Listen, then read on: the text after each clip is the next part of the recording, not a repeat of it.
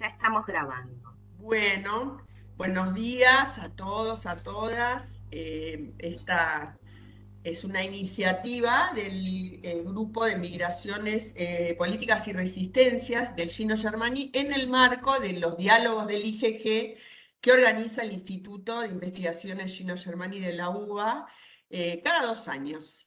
Así que bueno, nosotros acá estamos con esta propuesta de diálogo entre Europa y América Latina en torno a la cuestión del control migratorio. Vamos a ser muy breves, Carolina y yo. Quiero comentarles que Laura Yufra, una de las expositoras, no va a poder participar hoy por cuestiones, nada, se operó, pensó que iba a estar bien hace un par de semanas y no está todavía con la energía, así que bueno, nada, no va a poder estar hoy con nosotros.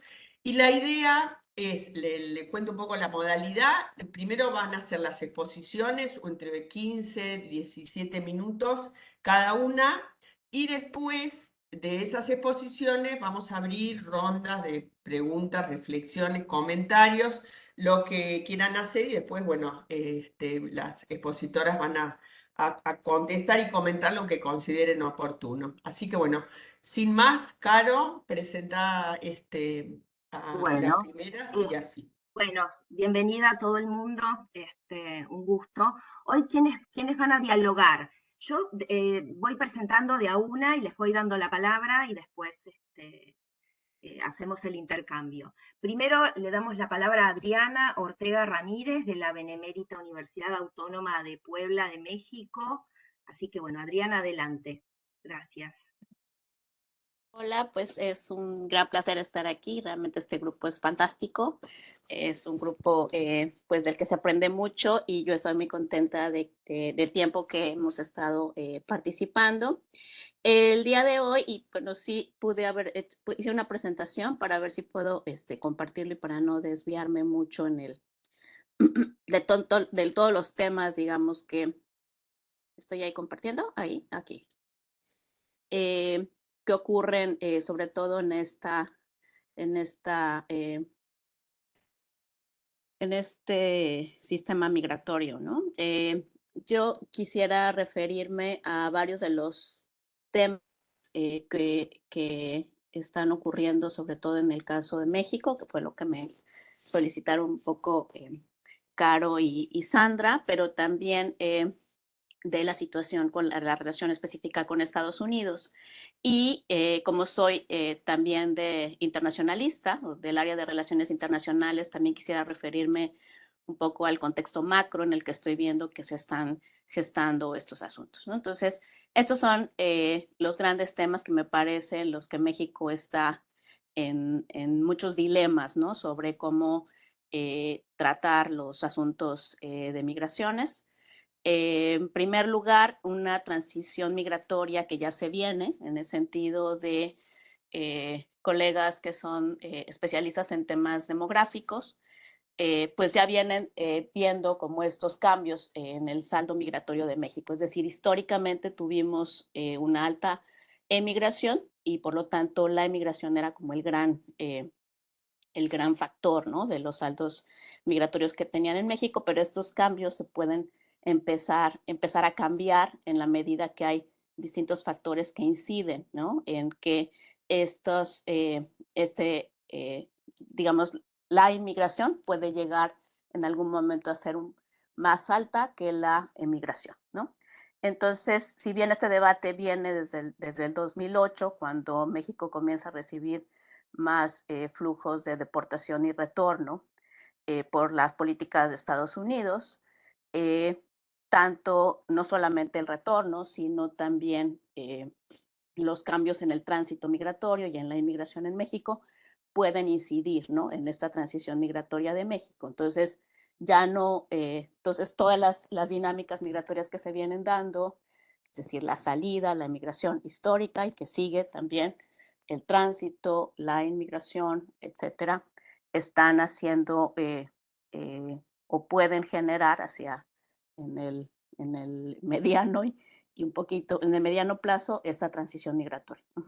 Con todo lo que eso implica, es decir, ya se está empezando también a gestar una situación en la que comienzan a darse cierta cierta opinión pública o ciertos discursos anti-inmigrantes de una manera un poquito más clara, ¿no? Bueno, como alguien que ha tenido, digamos, una trayectoria en este tiempo y dando cursos, en fin, a distintos tipos de grupos, sí estoy notando que en el último año ha pasado mucho esta narrativa de pensar solo los temas migratorios de nuestra referencia con Estados Unidos, a pasar ya a convertirse México en un país de mayor inmigración. El hecho de que la población o la opinión pública comienza a dar como ciertos visos de sentimientos antiinmigrantes, ¿no? O de preocupaciones de qué va a pasar, que ahora México va a recibir más migración y más gente se está quedando en México, ¿no? Entonces, eso obviamente también está incidiendo, ¿no? En materia de política migratoria, sobre todo en este último gobierno, ya hemos visto una trayectoria de que la política migratoria ya está supeditada a la política exterior, ¿no? Entonces, ese es un gran cambio, me parece, porque, bueno, si bien la política exterior había sido un factor, obviamente, de incidencia, la política exterior y la relación con Estados Unidos había sido un factor de incidencia, de todas maneras, ahora ya es como mucho más evidente, mucho más claro, ¿no? eh, y el gobierno de López Obrador ha sido sumamente pragmático en la relación con Estados Unidos en este tema, ¿no? Entonces, tanto con el gobierno de Donald Trump, pero también con el gobierno de Biden, ¿no? Y está basado también en muchos acuerdos que son memorandos de entendimiento, que, como sabemos, en relaciones internacionales realmente no tienen ningún valor en términos de la vinculación jurídica, pero sí de entendimiento político entre ambos gobiernos de cómo tratar los temas migratorios, ¿no? Entonces, esta convergencia ya con Estados Unidos, estas negociaciones con Estados Unidos cada vez más claras, estos acuerdos que se vienen dando a partir del 2019, que la administración Trump empezó a presionar al gobierno mexicano, primero de una manera no abierta, ¿no? Desde enero del 2019, después en el verano ya de una manera abierta y de una manera amenazante. De todas maneras, digamos, han tenido el efecto de que México ya negocia, ¿no? De manera abierta estos asuntos. Y no solo eso, sino que utiliza México como referencia a las estadísticas del CBP, ¿no? Que es Customs and Border Protection, que es el área de Estados Unidos donde se registran las detenciones migratorias, cuando en realidad, pues, digamos, la lectura de estas estadísticas, pues, tiene que ver mucho con el tipo de operativos, el presupuesto disponible, en fin, ¿no? El personal de CBP haciendo las detenciones, pero que para México constituyen una referencia ya, ¿no? De cómo están los flujos migratorios, ¿no? Pero además, no solo eso, sino que ya tiene Estados Unidos cada vez mayor información y que está reportando México, y no nada más a nivel federal, sino también los gobiernos de las áreas fronterizas, es decir, los estados fronterizos y los gobiernos municipales fronterizos, le están reportando también a CBP cómo van los flujos, ¿no? Migratorios, es decir, cuántas personas están en los albergues, en los distintos albergues, etcétera, ¿no? Entonces, esto ocurre en ciudades como Tijuana, como Juárez, ¿no? A partir de las entrevistas que he estado haciendo en los últimos meses. En todo este contexto, además, se da una situación en México, pues, con altísimos índices de inseguridad en el país, que, como ustedes saben, y probablemente lo conocen a través de las noticias, ¿no? México tiene, pues, muchísimos problemas, ¿no? de inseguridad, en términos de que estos índices son comparables con países que tienen, pues, conflictos armados, ¿no? Entonces, varias organizaciones internacionales reconocen que en México hay un conflicto armado interno por los niveles de inseguridad que se presentan, ¿no? Entonces, bueno, ¿qué hace la sociedad? Pues en general, como que intentamos, yo creo, hacer como burbujas internas de seguridad. Todo el mundo en el chat, o sea, diciendo, recomendando cuestiones, es decir, ¿qué puedes hacer para mantenerte en un entorno de seguridad?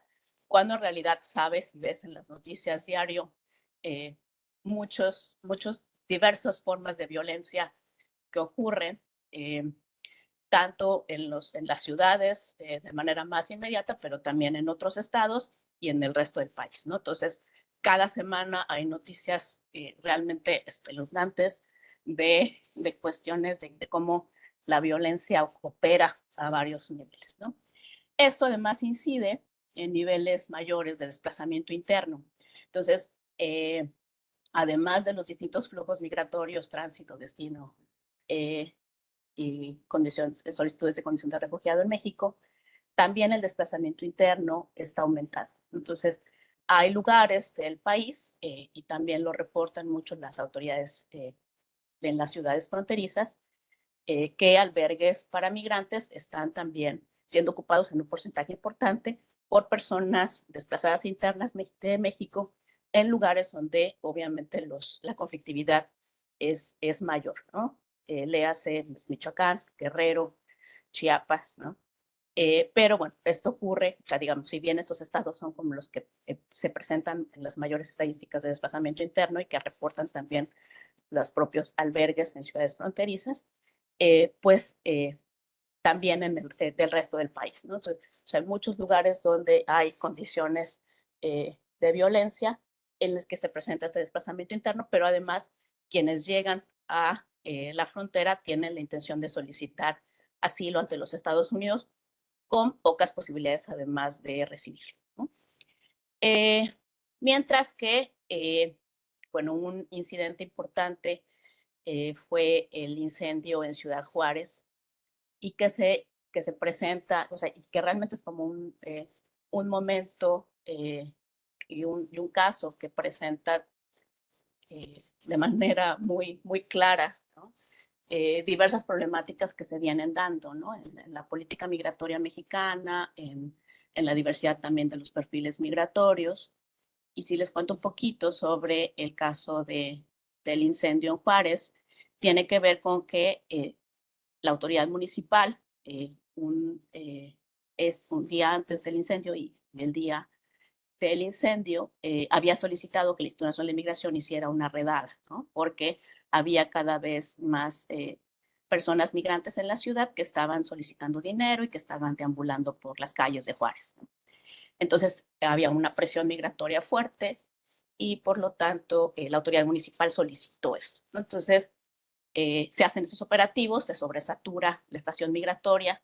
Es una estación migratoria además que tiene una particularidad, me parece, geográfica, en el sentido que está exactamente en el puente internacional entre Juárez y El Paso, ¿no? Entonces, no es que no pudieran decir, ¿no? O sea, cuando ocurrió el incendio, ¿cómo es posible que tardaron tanto tiempo en desplegarse los bomberos a este lugar, ¿no? Porque además está a unos cuantos metros de la presidencia municipal de Juárez y a unos cuantos metros del cruce fronterizo con la ciudad del Paso, y ambas ciudades están muy conectadas y urbanizadas en ambos lados, ¿no? Entonces, la protesta que se da por parte de migrantes, sobre todo en el área de hombres, en el área de varones, de migrantes venezolanos, es porque no les dan agua durante les dan muy poca agua durante todo el día, ¿no? Entonces, y lo que hacen es incendiar las colchonetas, pero además este escarmiento que hace el Instituto Nacional de Migración de no dejarlos salir, ¿no? Es simplemente para justo decirles por qué están protestando y que se frieguen, ¿no? Es decir, no vamos a ceder ante sus presiones, ¿no? Entonces, migrantes venezolanos que mueren, porque además es muy tardía la respuesta de las autoridades, sobre todo del área de que no se reportó a bomberos, de que no se abrieron las puertas, de que, o sea, realmente provocaron una situación para que la gente muriera ahí, ¿no? Para que se asfixiara y para que muriera. Realmente muestra como todo ese escarmiento que quieren dar, ¿no? A migrantes que exigen, ¿no? O sea, migrantes que están pidiendo de México otras, lo mínimo, ¿no? Es decir, que les den agua, saber si los van a deportar o no, etcétera, ¿no? Diana, perdón, Entonces, van 12 minutos para que sí. tenga manejo el tiempo. Ok, entonces, pero por otro lado, el hecho de que las autoridades locales, que es mucho el tema que yo trabajo, pues están como muy presionadas, sobre todo por los organismos internacionales, la presencia de ACNUR, de OIM, en fin, de pues mostrar éxitos y buenas prácticas, ¿no? En temas de política migratoria. Entonces hay mucha presión, ¿no? De cómo los ámbitos locales tienen que responder estos asuntos, ¿no? Y en los testimonios que he estado recogiendo a través de mi trabajo de campo, sí hay como este asunto de, bueno, ajá, o sea, quieren que implementemos buenas prácticas, pero al mismo tiempo sin recursos, ¿no? O sea, que pongamos también de nuestros propios recursos para ello, ¿no? Entonces, durante este periodo, sobre todo en este tiempo de la administración de López Obrador, pues, por ejemplo, el modelo ucraniano parece como muy exitoso, como de formar un corredor migratorio humanitario, y querían que ese modelo se replicara para otras poblaciones, ¿no? Entonces, autoridades locales dicen, bueno, ¿cómo vamos a generar esto si al final de cuentas pues no contamos, ni el gobierno federal da los lineamientos, no genera la estructura, y entonces son las autoridades locales quienes tienen esta presión, ¿no? Y por otro lado, también todas estas referencias de la migración sur-norte, ¿no? Por ejemplo, en mi ciudad, esta semana se inauguró el Parque del Migrante en Puebla, ¿no? Es decir, como toda esta narrativa de por qué se debe dar reconocimiento a migrantes poblanos, sobre todo en Estados Unidos. Entonces, seguimos como en estos discursos dicotómicos, me parece, entre migrantes que importan, migrantes que no importan. Y por otro lado, también desde la política migratoria y Secretaría de Gobernación, hablar del concepto de movilidad humana y no necesariamente de migraciones, en el sentido de que todo el tiempo está pensando que son migrantes en tránsito, ¿no? Entonces, y no necesariamente, me parece que, y aceptar críticamente también desde los organismos internacionales toda los distintos conceptos, ¿no? Movilidad humana, integración, en fin, ¿no? Entonces, me parece que ahí también México tiene, pues, se enfrenta a esta parte de sus dilemas, ¿no? De que quiere plantear su política migratoria, pero al mismo tiempo todas estas condiciones muestran que en realidad no la diseña, no la implementa, y además los retos son mayúsculos y no los quieren ni siquiera, o sea, prefieren ni siquiera visualizarlos, ¿no? O sea, se la pasan, me parece, como queriendo poner parches, ¿no? A una realidad sumamente compleja que definitivamente está generando pues una situación que, si bien no es de, y eso lo demuestra muy bien el caso del modelo ucraniano, ¿no? Es decir, cuando las autoridades quieren, ¿no? O sea, cuando existe la voluntad política, sí, hay manera de articularse y manera de trabajar, por ejemplo, con las organizaciones civiles. Sin embargo, la política migratoria en términos generales durante ese tiempo de López Obrador ha incluso negado mucho el papel de las organizaciones civiles, ¿okay? Entonces, y me parece que también eso se da todo en un contexto mucho más amplio. No sé cuánto tiempo tengo aquí, Sandra. Todavía unos 2 o 3 minutos. Van 16. Oh, ok. Bueno, pero si lo querés, dejaría. no, habíamos dicho que podría ser un poquito más de 15, así que 1 o 2 minutos podés. Bueno, lo dejaría hasta aquí solamente para plantear únicamente lo que corresponde a México, y si tenemos un poquito más de tiempo, podría hablar un poco más del contexto, que me parece mucho más amplio en términos de cómo se ven esos asuntos justo en un contexto como más de desglobalización, neoproteccionismos y políticas antiinmigrantes. Gracias. Gracias, Adriana. Muchas gracias, Adriana.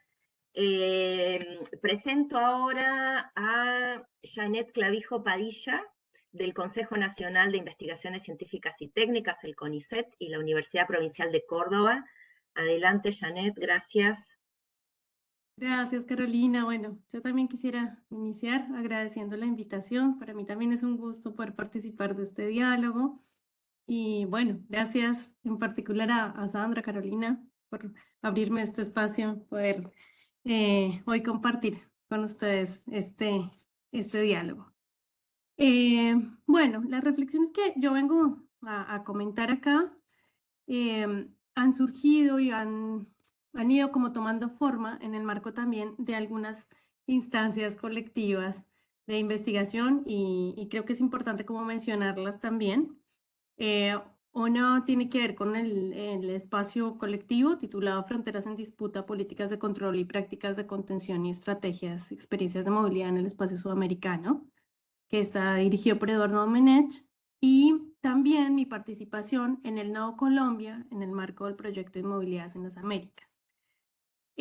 A partir también de estos intercambios en estos espacios colectivos, las reflexiones que voy a compartir hoy tienen que ver con cambios en el tratamiento político de las migraciones en Colombia, pero pensadas también en el marco del espacio sudamericano. Entonces, en ese sentido, intentaré hacer como un breve recorrido estructurado en 3 puntos que yo considero significativos como para abrir ahí también la conversación. Pues en primer lugar, justamente para pensar esta relación, ¿no?, entre la escala nacional y las conexiones y articulaciones con el ámbito regional y global, la idea también es pensar cómo, de alguna manera, estas transformaciones en la regulación de las migraciones y de los desplazamientos en Colombia se vinculan con las transformaciones de lo que, bueno, Domenech ha planteado como el régimen sudamericano de migraciones y fronteras. Y en ese sentido, también, cómo esta noción permite pensar tanto las relaciones entre las dinámicas de los desplazamientos, los conflictos y los tratamientos emergentes para la regulación de los movimientos. Es decir, cómo es una relación constitutiva el modo en que cambiaron las dinámicas migratorias y también se plantean unas transformaciones en los cambios de las prácticas, de los discursos y de las racionalidades, ¿no?, en torno al control de las migraciones. Esto en Colombia, en los últimos años, bueno, como también en la región, ha estado asociado con el aumento, con la visibilidad, con la centralidad que adquieren las migraciones de origen venezolano. Y quisiera como acá señalar en particular con las formas que fueron constituyéndose y visibilizándose las llamadas migraciones de a pie o la figura de los caminantes, de los y las caminantes, ¿no? Tanto en el espacio transfronterizo de Colombia con Venezuela como a lo largo del territorio colombiano, pensando el territorio colombiano como una parte de una ruta, ¿no?, de un corredor que excede al mismo territorio, ¿no? Bueno, y ligado a esto, un segundo punto tiene que ver también con cómo se plantean a partir de los cambios en estas dinámicas migratorias, procesos de reselección, recategorización y reclasificación sobre la población migrante, ¿no? De la mano también de discursos, de prácticas desplegadas en particular por una trama de actores en los llamados espacios interagenciales. Y acá creo que una cuestión central es pensar justamente esta plataforma de coordinación interagencial para refugiados y migrantes de Venezuela, la R4E, que adquiere, ¿no?, como estas versiones subregionales y nacionales.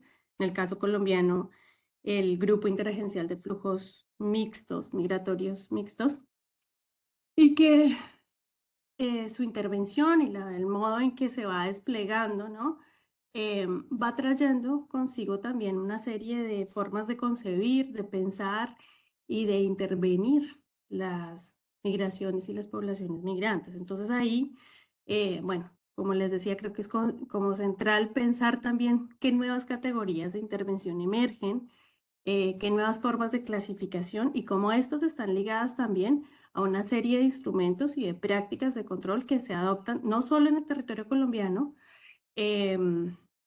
y que hacen a las transformaciones también del gobierno de las migraciones, bueno, y del régimen regional, ¿no? En ese sentido, pues también observar que muchas de esas prácticas de selección, de intervención, guardan también una estrecha relación con las formas en que es pensado abordada las migraciones en otros contextos y que tiene que ver con las formas también que toma esta trama de actores en el marco de la cooperación internacional y cómo estos actores, en el caso de la R4B, que está liderada por la OIM y por ACNUR, cómo estos actores vehiculizan, ¿no?, una serie de racionalidades e instrumentos también que han sido desplegados en otros contextos y que van teniendo una centralidad y ciertas formas de adaptarse y un arraigo, ¿no?, guardando también como una serie de particularidades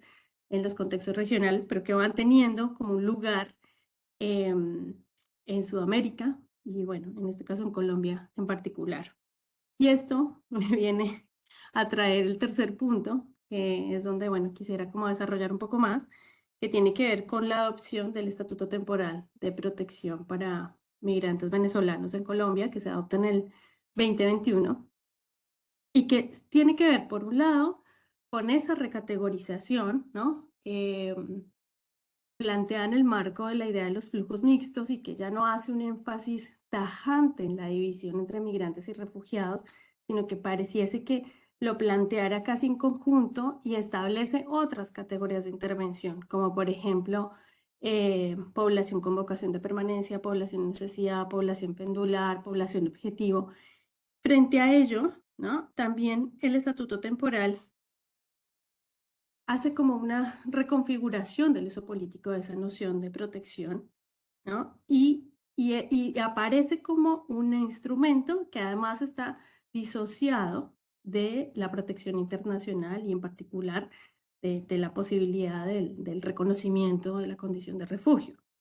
Entonces, bueno, un poco también la historia de este estatuto y en línea con lo que planteaba sobre cómo se van vehiculizando ciertas racionalidades e instrumentos, tiene que ver con que este estatuto tiene como modelo un estatuto que fue implementado en Turquía en el 2014 para tratamiento de población de origen sirio, de población desplazada de origen sirio. Entonces, digamos, al plantear este modelo, en el caso colombiano, guarda una estrecha relación con el modo en que se pensó, asociado también a formas de inserción particulares, de caracterización de la población y fundamentalmente de la protección vinculada a la regularización, más que a la protección internacional. Bueno, también creo que este estatuto pone en evidencia algo bueno, que se ha discutido en algunos análisis, pero que creo que amerita un desarrollo más amplio y por lo menos en mi caso particular es de gran interés y es cómo pensar la relación entre protección y control, no como algo paralelo, sino a modo de un ensamble en el marco del régimen sudamericano de migraciones y fronteras. Y en ese sentido, también cómo ciertas prácticas y medidas de control son connotadas como de protección, ¿no? Y qué implica también esa relación, ese ensamble, ese uso político de la idea de protección. La implementación y adopción del Estatuto de Protección Temporal en Colombia fue plenamente acompañada por los organismos internacionales. Hubo un despliegue de engranajes diversos, interinstitucionales, una proliferación así de vínculos de diversas escalas. Uno pudo verlo también con entregas de apoyos con equipos tecnológicos, de disposición de los espacios físicos y móviles que había desplegado justamente este grupo interagencial a lo largo del territorio colombiano y donde se planteaba incluso tareas de preregistro asistido, de capacitaciones, de orientación para las encuestas de caracterización, bueno, transporte a ciertos puntos de registro biométrico, llamados puntos visibles. Entonces, bueno, hubo como un acompañamiento y un apoyo que fue explícito también en los recursos que se plantearon para la implementación de este estatuto.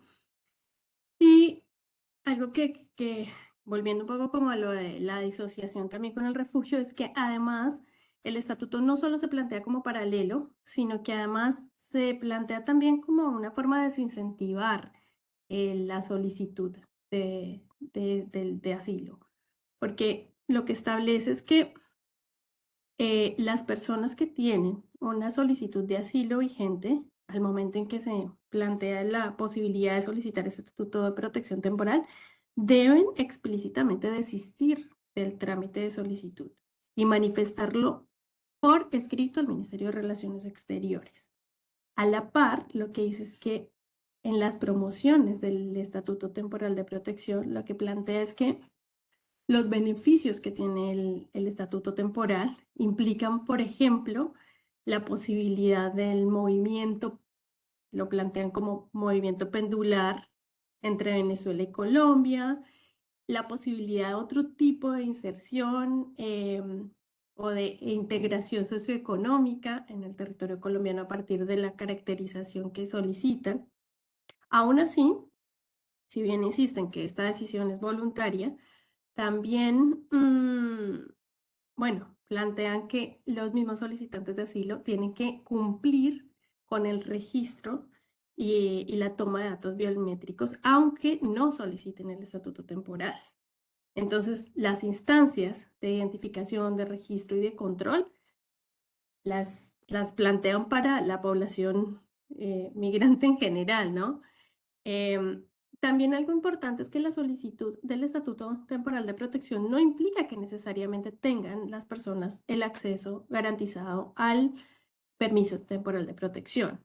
Es decir, es una solicitud que está a evaluación y discreción de Migración Colombia, que es el organismo. Janet, perdón que interrumpa, perdón mi papel de odioso, pero nada, para decirte que van 13 minutos para que manejes. Gracias. Bueno, entonces, claro, esa discrecionalidad del organismo de Migración Colombia, hay muy pocas estadísticas sobre las solicitudes que han sido rechazadas y cuáles serían los procedimientos frente a situaciones de rechazo de esta solicitud del estatuto temporal. Y también que esta medida se orienta fundamentalmente a mecanismos de regularización, pero que además, aunque plantea una regularización de 10 años, es también una situación como a discrecionalidad del Ejecutivo, es decir, podría ser revocada de un momento a otro, ¿no? Bueno, creo que eso por un lado. Entonces, de alguna manera, aunque vemos que en ciertos discursos se asocia la migración de origen venezolano con la condición de refugio o de refugiados, las solicitudes de asilo y la posibilidad de acceder a la protección internacional a través del estatuto de refugio es cada vez más escasa, es cada vez más desincentivada y podríamos decir que hay una precarización de esa protección internacional también y una erosión de la figura de refugio, que en este caso lo planteo en el contexto colombiano, pero que creo que también puede ser pensada en el marco de las transformaciones regionales en torno a las políticas de refugio y de asilo, ¿no? Y por último, bueno, una cuestión que estamos explorando también como equipo colectivamente es justamente la instalación de los centros de procesamiento de migrantes y refugiados que se abre a partir de los acuerdos con Estados Unidos. Colombia, al igual que Guatemala y Costa Rica, son los países que han firmado estos acuerdos, ¿no? Para la implementación de estos centros. Son centros que se llaman centros de movilidad segura en el marco de un programa denominado Movilidad Segura y que abre su fase exploratoria en junio de este año, donde, entre otros procesos, se analizan previamente como un proceso de preselección de las solicitudes de asilo para personas de determinados orígenes nacionales, ¿no? Las solicitudes de asilo para Estados Unidos. Entonces, los orígenes nacionales hasta ahora planteados son cubanos, venezolanos y haitianos. Creo que es importante también contemplar cómo las transformaciones justamente en el tratamiento político de las migraciones a nivel regional y la trama de actores que supone, por ejemplo, esta plataforma, de alguna manera han vehiculizado y han generado una apertura para también la llegada a este tipo de medidas, ¿no? Pensarlo como en diferentes momentos y también lo que ha abonado en otras instancias que se dé hoy la instalación de estos espacios. Bueno, eso por ahora, ya continuaremos el diálogo. Muchas gracias. Gracias, Janet. Bueno, muchas gracias, Janet. Presento ahora a Fernanda Stang, del CISJU de la Universidad Silva Enríquez de Chile. Adelante, Fer. Gracias, Caro. Bueno, buenas tardes a todas, a todos, a todos. Como decían Janet, Adriana, es un gusto estar compartiendo este espacio acá con ustedes siempre. Y una vez más, aunque las cosas que nos convocan para conversar no nos dan tanto gusto, ¿no? Bueno, yo les voy a hablar un poco de la situación en Chile, que fue la invitación que me hicieron Sandra y Carolina, y pensando un poco, ¿no?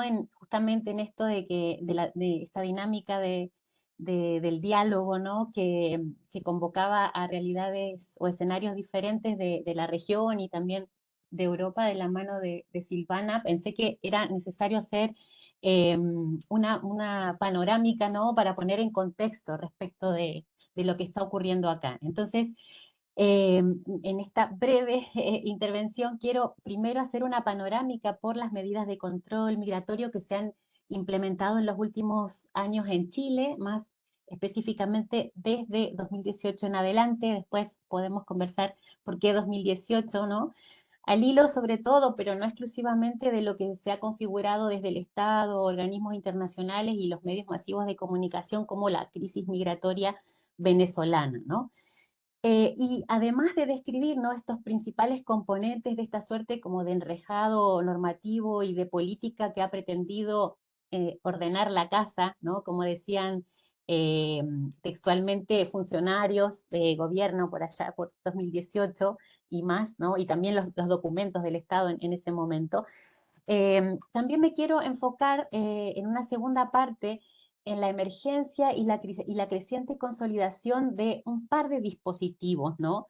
Que se sustentan en una lógica que podríamos llamar perversa, a pesar de que la calificación puede considerarse no muy académica, una lógica, diría, de introyección de la economía del control migratorio estatal en las propias personas migrantes, ¿no? Me refiero específicamente a el mecanismo de la autodenuncia y al recientemente instalado dispositivo de empadronamiento biométrico en Chile, ¿no? Que son dos medidas que están estrechamente ligadas. Entonces, parto entonces con las principales medidas que se han tomado desde 2018, porque también pienso que su repaso es importante, digamos, como contexto para entender esta lógica perversa, ¿no? Bueno, dentro de las principales medidas, ¿no? Se han establecido en este periodo visados consulares de turismo simple para personas provenientes de Haití y de Venezuela, ¿no? Que son los flujos que más significativamente han estado creciendo en este periodo, ¿no? Y según datos procesados por el Servicio Jesuita a Migrantes, en 2021, estos dos tipos de visas tenían una tasa de rechazo cercana al 90%.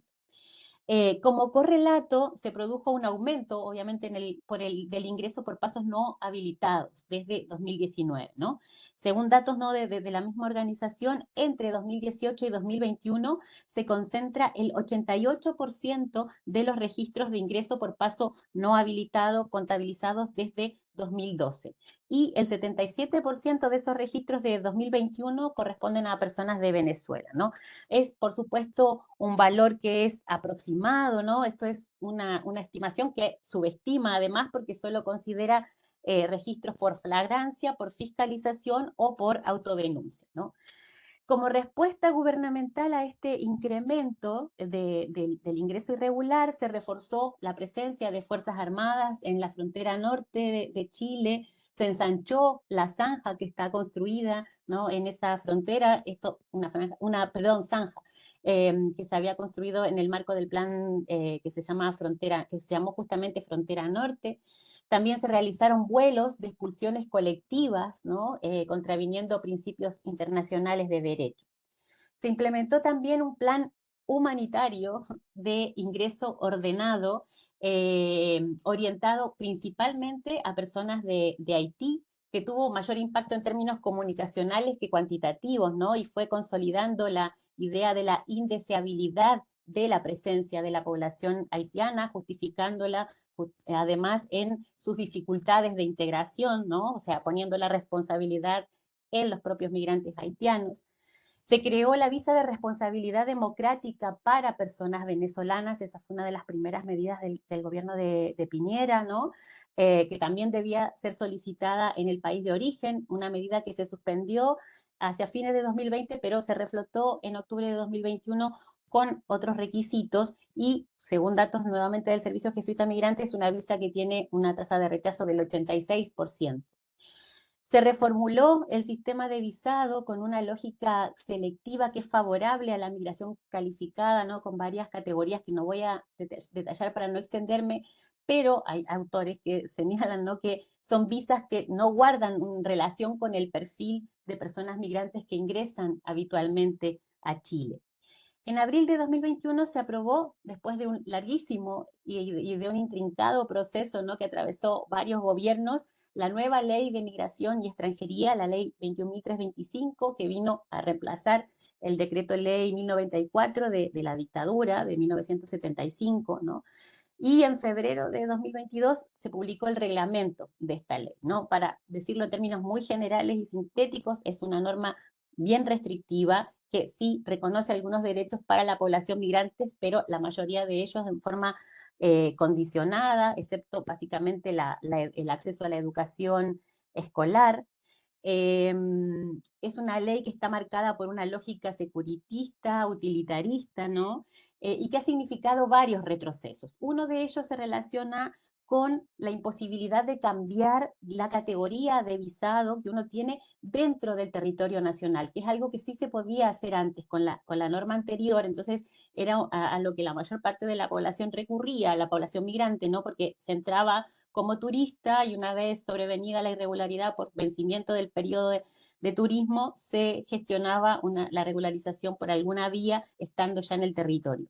Eso ya no se puede hacer con la nueva ley.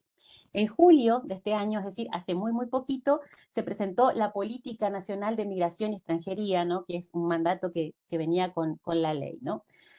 Entre los varios anuncios que trae la política, ¿no?, aparece también un claro retroceso en materia de refugios, ¿no? Esto me hacía ¿no?, mucho eco lo que estaba diciendo recién Janet, ¿no? Esto hay que pensarlo en términos regionales, ¿no?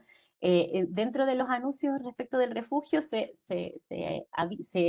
anuncia, valga la redundancia, ¿no?, que se va a presentar un proyecto para modificar la ley sobre el tema, que es una ley del 2010, que va a buscar, dice, establecer un análisis de admisibilidad de la solicitud del refugio, procurando, y aquí lo cito textualmente, resguardar el instrumento del refugio de la alta exposición a solicitudes infundadas, es decir, la eterna sospecha, ¿no?, de que se solicita sin causa.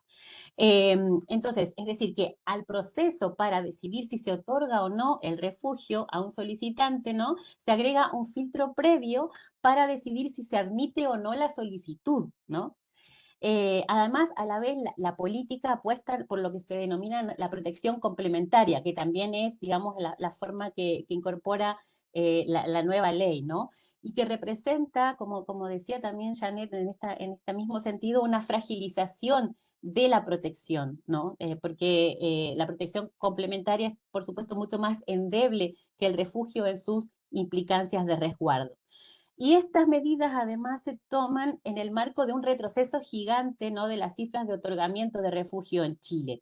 Según datos del Servicio Nacional de Migraciones, en 2012 se reconocía el 30% de las solicitudes de asilo se consideraban, se aprobaban, digamos, como refugio. Una década después, en 2022, ese porcentaje bajó al 1,1%, ¿no? Y eso a medida que la proporción de solicitudes ha aumentado significativamente. Entonces, eso como gran panorama de las medidas que se han tomado recientemente, ¿no? Para estar en un contexto nada más en que estamos en un país, Chile, ¿no?, que es de los que donde más intensa ha sido la migración, o más intensamente ha crecido la migración intrarregional en las últimas décadas, después de haber sido un país expulsor de población en la década del 70 y del 80. Entonces ha sido también una transformación de las dinámicas migratorias muy intensa y rápida. Pero bueno, como les decía al comienzo, quiero poner el foco en estos dos mecanismos que han emergido con fuerza en este periodo, ¿no? Y que están estrechamente relacionados. Por un lado, la autodenuncia y por el otro, el empadronamiento biométrico como materialización de esto que estoy aludiendo como esta introyección de la economía del control migratorio estatal en la propia persona migrante. El instrumento de la autodenuncia, ¿no? Comienza a hacerse muy visible más o menos desde 2019 y traté de hacer un rastreo y agradezco a Milena Collazos por su ayuda en ese rastreo desde cuándo, ¿no? Se implementa la medida, lo pudimos rastrear hasta 2012. No tengo certeza desde cuándo, pero debo ese dato, pero lo que sí es cierto es que desde 2019 es que se hace muy presente el mecanismo, digamos, en la agenda pública, mediática, como una interpelación muy potente al migrante que ingresa por paso irregular o, digo, por paso no habilitado para autodenunciarse, ¿no? ¿De qué se trata esto? Es un mecanismo de registro del ingreso por el paso no habilitado, ¿no? Que está establecido por ley, es establecido por ley, que es lo que dice, digamos, las páginas web del Estado. Es como bien, para mi gusto, traído de los pelos, porque refiere al artículo tanto, que a su vez remite el artículo tanto, y son artículos como bastante difusos, ¿no? Y es un mecanismo que se lleva a cabo ante la Policía de Investigaciones, ¿no? Que es uno de los organismos que tiene a cargo el control de fronteras, ¿no? A través de este mecanismo la persona hace un reconocimiento de su ingreso clandestino, ¿no? Así lo dice la página web y los documentos estatales, y recibe una tarjeta que lo transforma en extranjero infractor, ¿no? Y así se abre un proceso sancionatorio que puede terminar en la expulsión como sanción máxima, ¿no? A lo largo de las diversas instancias de trabajo de campo que he tenido desde 2019, no en frontera específicamente, igual lo quiero aclarar, yo no he hecho trabajo de campo en la frontera misma, pero sí en la zona norte de Chile, bueno, también aquí en la metropolitana, ¿no? Donde uno se encuentra constantemente con migrantes en situación irregular, ¿no? Es muy evidente la inquietud, ¿no? La angustia que genera la interpelación que reciben desde el Estado a autodenunciarse, ¿no? Aquellos que han ingresado por pasos no habilitados, ¿no? Y la gran desinformación en torno a esta figura, ¿no? En cierto momento, de hecho, las clínicas jurídicas que tienen algunas universidades, clínicas jurídicas gratuitas que atienden a personas migrantes, organizaciones de y para migrantes, llamaban explícitamente a no hacer el trámite de autodenuncia, o así lo hacían, ir acompañados, ¿no? Porque esas instancias se aprovechaban para detener a las personas, para expulsarlas, ¿no? De hecho, en trabajo de campo me tocó hacer ese intermedio, ¿no? Entre las organizaciones y personas que estaban desesperadas y me preguntaban que si lo hacían o no. Y estas mismas, había una de las clínicas jurídicas, tenía de hecho montado un registro y que se difundía a través de organizaciones, ¿no?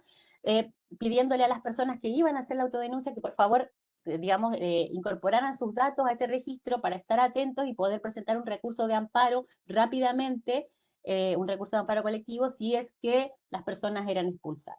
Eso por un lado, entonces la autodenuncia. Y ahora, a fines de mayo, el Servicio Nacional de Migraciones dispone, ¿no? Este proceso de empadronamiento biométrico, ¿no?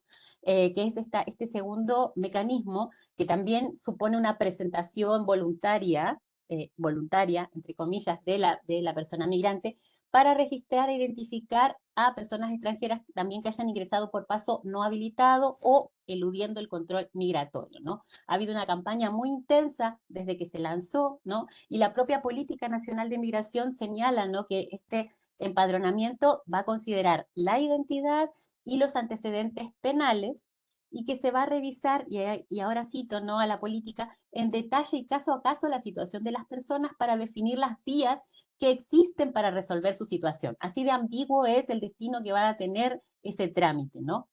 Y el énfasis... Perdón, Fernanda, sí, perdón. sí, No, te sí. quedan 3 minutos, ¿no? Dale, Para dale. que...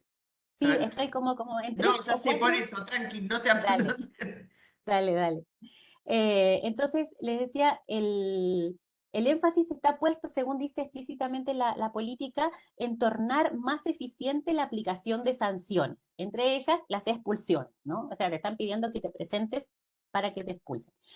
Y tanto para quienes tengan antecedentes penales, dice, como para, y aquí lo cito y presten atención a esto, quienes no tengan posibilidades reales de integración o de contribuir al desarrollo de nuestro país. Ya, eso. Otro, ¿no?, de los objetivos de la medida, ¿no?, según dice explícitamente la política, es documentar a parte de las personas que actualmente residen en forma irregular y que carecen de antecedentes penales. Pero de todas formas, se aclara, ¿no?, explícitamente, de ningún modo el empadronamiento asegurará la regularización, sino que solo supone el cumplimiento de uno de los requisitos, los que, vuelvo a citar, estarán dirigidos a determinar si la persona tiene una efectiva inserción en el país, priorizando los criterios referidos a vínculos familiares y opciones de inserción laboral regular, ¿no? Entonces, estos mecanismos ¿no?, que he llamado como de introyección de la economía, del control migratorio estatal en la persona migrante, hablan desde mi punto de vista, ¿no?, de una lógica que considero perversa fundamentalmente por tres razones, ¿no? Primero, porque se introducen en el marco de una política migratoria que ha intensificado de manera muy significativa el proceso de irregularización de la migración, ¿no? Es decir, empuja a autodenunciar la presencia irregular que ella misma produce y fomenta, ¿no? En segundo lugar, porque agudiza la angustia por la incertidumbre sobre el futuro de la presencia en el territorio de la persona migrante, en la medida en que no define claramente el destino de la información sobre sí que esta persona le entrega, ¿no?, en el acto de revelar su estancia irregular ante el Estado. Y en tercer lugar, porque se vale de esa ambigüedad y de la opacidad para empujar a esa autodenuncia, la que se asienta, ¿no?, sobre la asunción implícita de un acto ilícito que se constituye en el propio acto, ¿no? Entonces, tiene un carácter performativo. Entonces, ya ahora para ir cerrando, es una economía, como decía, que opera sobre la base de la incertidumbre, de la ambigüedad, de la opacidad, y que genera una vida cotidiana asignada por una temporalidad incierta y una suerte de clandestinidad autoasumida, ¿no? Y la fragilidad, obviamente, y la precariedad de esa vida cotidiana se vuelve evidente. Y pienso que esta economía, ¿no?, articulada también con la economía temporal de la espera, ¿no?, que está ligada a los trámites migratorios, al desplazamiento por tierra, ¿no?, requieren un análisis más minucioso para entender las formas de operación del régimen de control migratorio actual o del régimen sudamericano, ¿no?, de control de migración y frontera, como decía Janet, al menos por estas latitudes. Y pienso que también esta introyección de la economía del control migratorio estatal en la persona migrante tiene que analizarse en relación a otra introyección, ¿no?, que es esta de la preocupación por la seguridad del proceso migratorio, que también se ha introyectado en la propia persona migrante a través de la idea de migración segura, ¿no?, asociada a la idea de seguridad humana, vinculado a la figura de la trata y del tráfico, ¿no? Me refiero al argumento según el cual las medidas restrictivas que se toman respecto de la migración serían, según se argumenta, tanto para proteger a la sociedad nacional de los peligros que algunos migrantes podrían significar, pero también para proteger al propio migrante, ¿no?, de acciones que podrían atentar contra su seguridad, como en ese lugar se pone la trata y el tráfico, ¿no? Hay también una introyección, ¿no?, de la responsabilidad por la seguridad propia en el propio migrante, ¿no? Y que es un mecanismo, ¿no?, que se puede rastrear en documentos sobre la migración, en documentos gubernamentales sobre migración en Chile, desde mediados de los años 2000, por ejemplo, en el Instructivo Presidencial de Política Migratoria de Michelle Bachelet, de 2008, ¿no? Entonces, bueno, sin duda esto es una hebra de la que hay que seguir tirando, ¿no? Hay bastante por explorar, pero bueno, me detengo aquí para no pasarme mucho más del tiempo. Gracias. Muchas gracias, Fer. Gracias. Bueno, y para cerrar, le damos la palabra a Silvana Santi de la Universidad de Belgrano, Argentina, pero que nos está hablando desde Lisboa. Adelante, Silvana. Gracias. Bueno, muchas gracias Sandra y Carolina por la organización y a las compañeras por sus exposiciones siempre interesantes. También me parece un plus esto de trabajar así, aunque sea de modo esbozado y verbal, trabajar comparativamente porque justamente el control migratorio nos va a conectar entre regiones y también dentro de la misma región, ¿no? Y yo voy a hablar un poco de eso tratando el caso específico de la Unión Europea y los controles migratorios y fronterizos recientes. Como punto de partida tengo que decir que históricamente, desde finales de los años 90, la Unión Europea ha trabajado con una lógica de externalización de los controles. ¿Qué quiere decir? Trasladar sus intereses comunitarios en esa área a otros actores internacionales a través de distintos mecanismos. Entonces, planteándoles un panorama para saber dónde nos estamos insertando, tengo que decir que un hito dentro de la externalización europea ha sido lo acordado en el Consejo Europeo de Tampere del año 1999, donde se propuso a la gestión migratoria como una idea guía de este proceso de externalización. Esta gestión migratoria de la Unión Europea va a tener 3 ejes sobre los cuales se va a alentar el desarrollo de políticas de control migratorio. Estos 3 ejes son fronteras exteriores, lucha contra la inmigración ilegal y desarrollo. Sobre fronteras exteriores se va a alentar el reforzamiento de la seguridad como norma general y también mecanismos de vigilancia coordinada entre distintos miembros de Estados miembros de la Unión Europea y la Unión Europea en sí, también cooperación policial y el control a las compañías de transporte.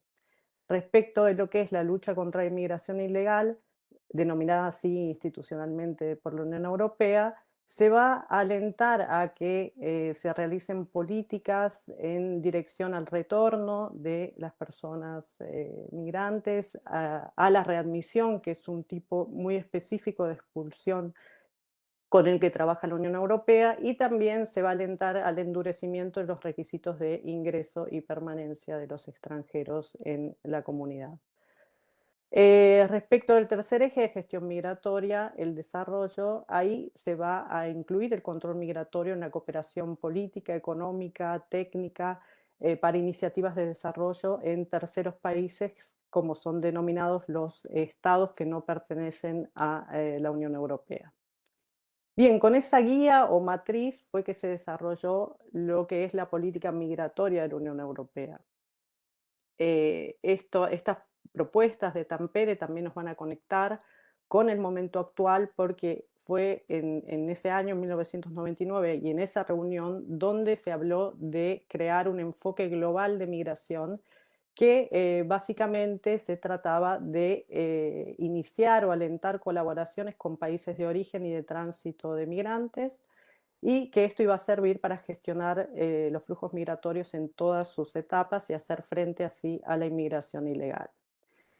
Entonces me parece útil aquí retomar teóricamente lo que dicen Mesadra y Nilsson en un libro del 2013, en el que ellos alertan que en la externalización es clave justamente envolver a los terceros países en la creación y en la gestión de los regímenes de frontera, porque en ese sentido la Unión Europea tiene que ser enmarcada siempre como un actor que tiene su propio régimen de frontera y que opera deslocalizadamente en otros territorios, ¿no?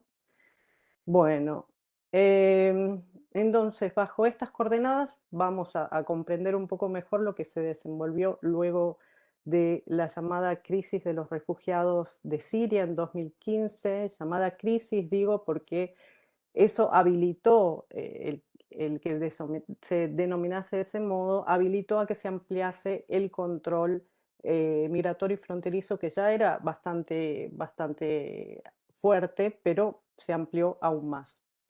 Y el caso opuesto, bueno, ya lo habremos leído, fue el ejemplo de Ucrania, donde nunca se lo denominó crisis, a pesar de que fueron también millones de personas que se desplazaron a causa de un conflicto armado de otro tenor, pero conflicto armado en sí.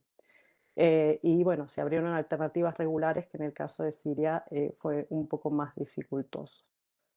Bien, la respuesta política que va a dar la Unión Europea respecto de los flujos sirios en el 2015 va a a condensarse en lo que la Unión Europea llamó la Agenda Europea de Migración, que proponía dos cuestiones que ya estaban dentro de varias políticas, pero que vuelven a relanzarse para refortalecerse, que son más solidaridad entre los Estados miembros de la Unión Europea y más responsabilidad compartida con los terceros países.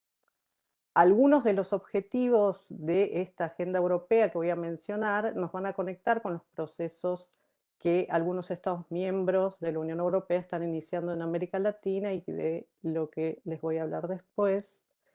Bien, entre estos objetivos que les quiero mencionar está el de reubicación, reasentamiento, asociación con terceros países otra vez, la detención de la movilidad a través del enfoque hotspot, y aquí se los voy a describir para que luego los conectemos con el contexto más local.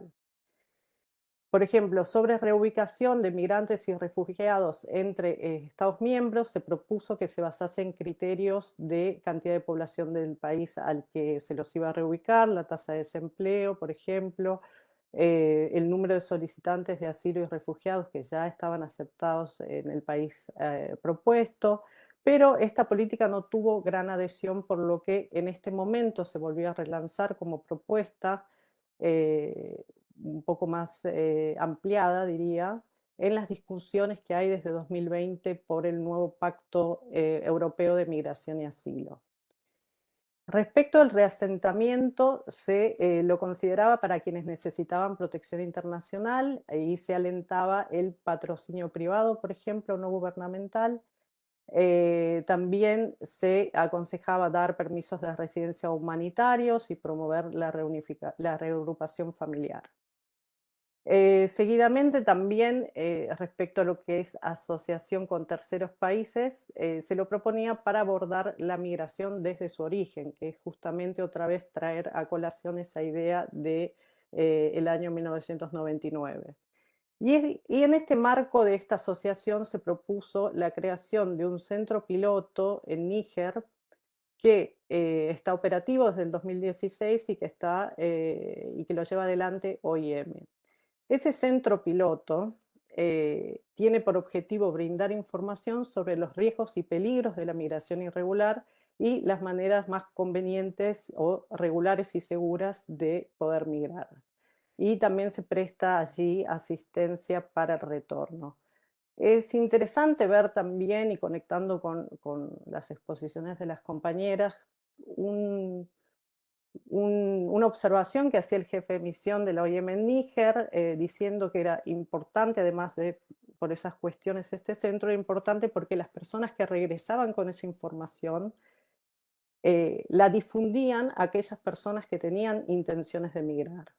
Y eso es muy ejemplificador de lo que en algunos artículos pasados he escrito sobre la cadena de control migratorio que incluye a los propios migrantes. Y esto sería un modo de difusión justamente y de integración de esos migrantes dentro de esta cadena de control migratorio más institucional, ¿no? Bien, y por último les quiero mencionar el objetivo de la Agenda Europea de Migración referida a los hotspots, que este es un enfoque puntual que se basó en establecer centros donde se detiene a las personas, migrantes y solicitantes de asilo, para identificarles, registrarles biométricamente y en caso de que no prosiga la solicitud de asilo o que no puedan ser relocalizados, retornarles. Esto es interesante porque ahora también en el nuevo Pacto Europeo de Migración y Asilo se está discutiendo y se está proponiendo hacer un control mucho más amplio respecto de que sería trasladar el control a instancias previas al arribo y no solo esta vez que sea un control biométrico, sino también sanitario y de seguridad. Todo esto está en discusión, ¿no? Ahora, ¿cómo se conecta esto con América Latina? Y bueno, ahí una clave es justamente que en la Unión Europea permaneció esta lógica de hotspots como mecanismo de espera y de selección en países de tránsito. A esa lógica también se va a añadir de modo incipiente un mecanismo de alianza con terceros países, esta vez ya no solo de origen y tránsito, sino de destino, que esto es novedoso. Y ahí se puede marcar el acuerdo de mayo de este año entre Estados Unidos, Canadá y España, del que Janet nos comentó brevemente, que es un acuerdo para colaborar en centros de procesamiento situados en Colombia y Guatemala.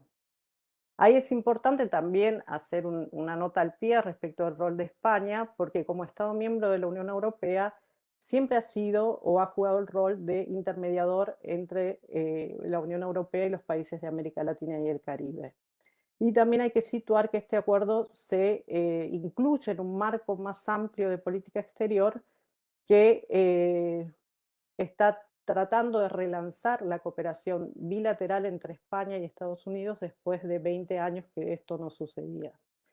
Entonces ahí otra vez tenemos este link entre migración y política exterior que siempre es muy útil para leer estos procesos. Bien, en estos centros... Perdón, para darte, van 12 minutos. Perfecto, me voy a pasar cualquier minutito más, pero aviso. Bien, estos centros van a tener un rol muy importante para entender estas lógicas de cómo se traslada el control migratorio de una región a otra y cómo se embebe cada actor de las propuestas de control migratorio y fronterizo que operan en otras regiones, ¿no? En estos centros va a trabajar fundamentalmente también ACNUR y OIM haciendo entrevistas a las personas migrantes para su selección, es decir, van a colaborar con esta política y se van a ofrecer vías regulares para la migración por medios de visa de trabajo en estos 3 estados bueno, en el caso de España ya se comprometieron a aumentar el flujo de latinoamericanos que van a recibir en los próximos 3 años. Si bien no se va a poder solicitar asilo, porque eso quedó así claro, sí van a servir como centros donde se pueda reasentar a quienes ya tienen, o sea, donde se pueda procesar la solicitud de reasentamiento para quienes ya sean refugiados. Es interesante más bien aclarar que, por ejemplo, Estados Unidos declaró que duplicará los refugiados que va a recibir en ese país, pero no cualquier refugiado, sino refugiados del hemisferio occidental. Y ahí ya tenemos, bueno, un claro sesgo de selección, como vienen hablando también las compañeras en sus estudios de caso. Y también Canadá, por ejemplo, ya se ha mostrado interés respecto de perfiles de refugiados calificados, o sea, también no cualquier tipo de refugiado. En el caso de España, únicamente trascendió que van a buscar patrocinadores corporativos para extranjeros con necesidad de protección internacional. Bien, entonces analizando, o más bien bocetando un poco este caso del rol de un Estado miembro de la Unión Europea en la región y cómo van a operar estos centros, se puede decir que bajo la condición de inmovilidad y registro de irregularidad se va a dar, y registro biométrico también, se va a dar acceso a la movilidad. Y ahí sí veo una diferencia con los hotspots porque en los hotspots la gente se alojaba y aquí no es como un centro de trámite nada más. El segundo punto que quiero resaltar es que, al igual que en la Agenda Europea de Migración de 2015, en los centros de América Latina se va a trabajar también con estas lógicas de reubicación, de reasentamiento, de asociación con terceros países y de detención de la movilidad. Además de salvar vidas y luchar contra el tráfico, que también estaban en esa agenda, pero no lo he mencionado por tiempo. Y una cuestión que no está clara en estos centros es qué va a suceder con todas esas personas de diferentes nacionalidades que declaren que queden en situación de irregularidad o que ya sean irregulares y que no sean admitidos en alguna de las categorías a las que postulan. Entonces ahí probablemente, conociendo el devenir de la política de la Unión Europea y también lo que ya sabemos de la política estadounidense, es que probablemente se aumente la industria de expulsiones.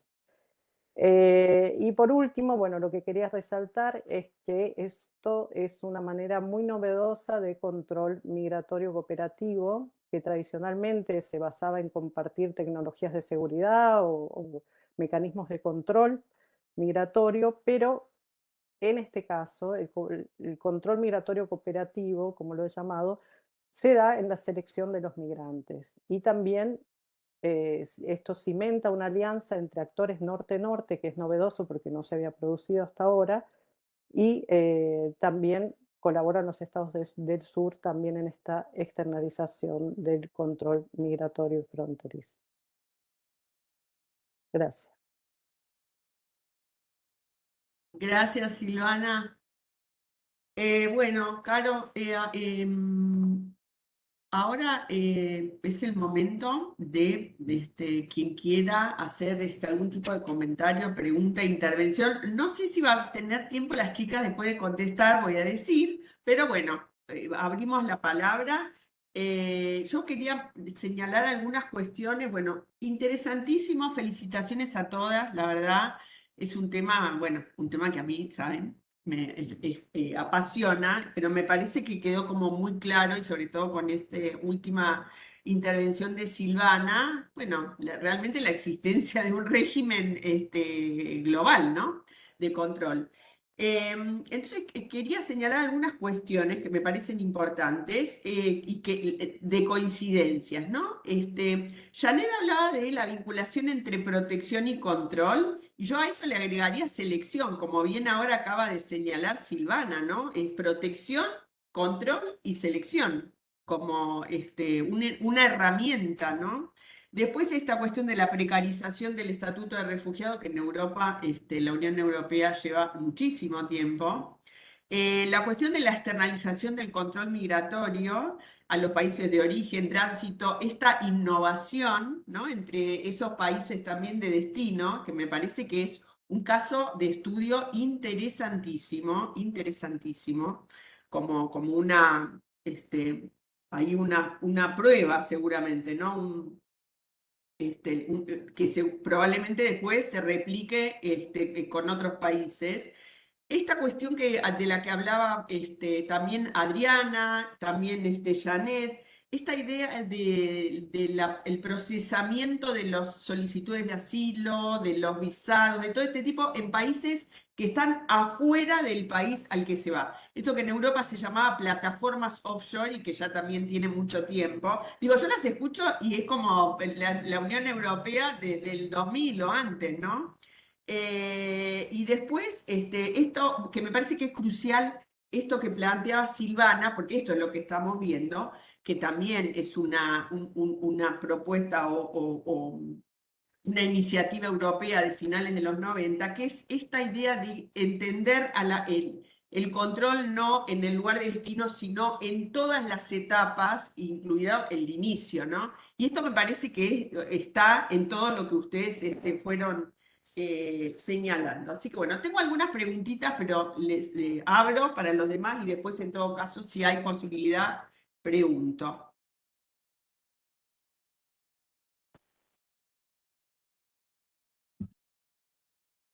Bueno, yo muy brevemente, para agradecer, para felicitar por sus palabras, realmente son impresionantes los puntos en común. Bueno, yo tengo mucho, me dediqué a tomar notas, pero para ser más sintética, en principio, bueno, preguntarle a Adriana por esto que le quedó en el tintero, precisamente me interesa qué es esta idea de desglobalización, porque me parece que en realidad todas fueron apuntando, Janet cuando hablaba también de articulación regional, pero bueno, en principio eso. Y después preguntarle a todas, porque creo que todas hablaron de distintas maneras de introyección de la lógica de control migratorio, aunque Fer lo puso más en evidencia, que me parece como una lógica totalmente transversal. Pero yo creo que no es nueva, ¿verdad? Que en todo caso, digo, yo digo, pensando en entrevistas hechas en los 90 y en lo que he leído, digamos, el control es algo que, o el autocontrol es algo que todos nos atraviesa, digo, en nuestras lógicas cotidianas, en nuestras formas de actuación, y en el caso de los migrantes siempre ha sido clara. Me parece que lo importante hoy es que aquí ustedes han puesto de relevancia las características actuales que asume esa introyección, ¿no? Y que también pensaba que no solo atraviesa al migrante, digamos, porque esta introyección de la lógica del control también atraviesa a los nacionales, digamos, que se asumen ahora como controladores, ¿no? A unos como controlados y a otros como posibles controladores, pero también atravesados por esa misma lógica. Me acordaba de la tesis de Verónica Jaramillo, ¿sí? Donde ella encontraba, por ejemplo, de qué manera durante la ley de la dictadura esas lógicas de control eran asumidas por las propias personas, por los propios nacionales, ¿no? Entonces me parece que es el control introyectado en todes, por supuesto con sus particularidades en los migrantes y con sus particularidades actuales, ¿no? Me parece que abre ahí, en todo caso, escuchar sus reacciones sobre esto. Voy a leer ahí unos comentarios, creo, de Gabriela y sus compañeros. Muchas gracias. Sí, preguntas son. Sí, ¿qué requisitos se requieren para el Estatuto de Colombia? Imagino que para Janet. Y en Chile, para Fernanda, desde el Estado, ¿qué beneficios, ventajas o incentivos se venden, entre comillas, desde el Estado para que las personas se autodenuncien, de nuevo, entre comillas, o se empadronen, ¿no? Como por ejemplo el poder trabajar de manera registrada. Bueno, y muchas felicitaciones en el chat. ¿Alguien más? Pongan la manito o directamente hablen o pregunten. Si no, pregunto yo. Dale, adelante. Nadie dice, bueno, uno lo que quería, Adriana, son a lo mejor como extenderse más en algunas cuestiones. Hablaste del Parque Migrante de Puebla, pero como que ahí apenas lo señalaste. Esto del modelo ucraniano, me quedé ahí como que no sé muy bien a qué se refiere. Bueno, me pareció que quiero resaltar esto que señalaste al final, Adriana, de esta idea de lo de movilidad humana, de hablar de movilidad humana para no hablar de migración y hacer una equivalencia entre movilidad y migración en tránsito, ¿no? Entonces esto de que siempre señalamos y hacemos hincapié de que no dan igual las palabras, no dan igual las categorías, bueno, esta llamada de atención tuya me parece fundamental. Y después tenía, esperen,